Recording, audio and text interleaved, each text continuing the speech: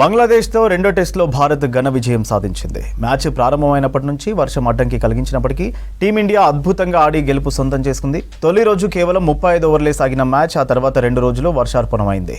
దీంతో match draw అవడం ఖాయమని అంతా భావించారు.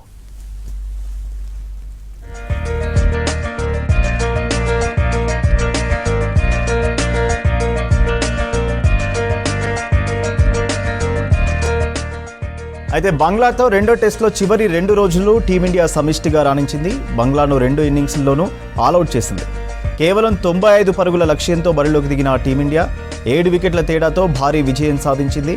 ఛేదనలో ఓపెనర్ రోహిత్ శర్మ, గిల్ విఫలమైన మరో ఓపెనర్ యశస్వి జైస్వాల్ 51 పరుగులతో భారత్ విజయంలో కీలకంగా వ్యవహరించారు.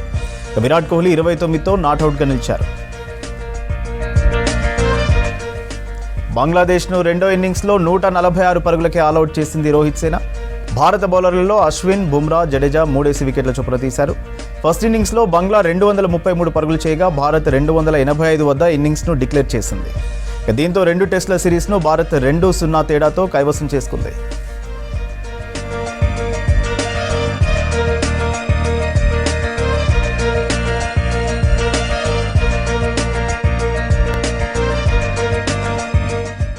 బంగ్లాదేశ్తో రెండో టెస్టులో బ్యాటింగ్తో అదరగొట్టిన భారత బ్యాటర్ యశస్వి జైస్వాల్కు ప్లేయర్ ఆఫ్ ది మ్యాచ్ దక్కింది. ఆల్రౌండర్ రవిచంద్రన్ అశ్విన్కు player of the series award సొంతం చేసుకున్నారు.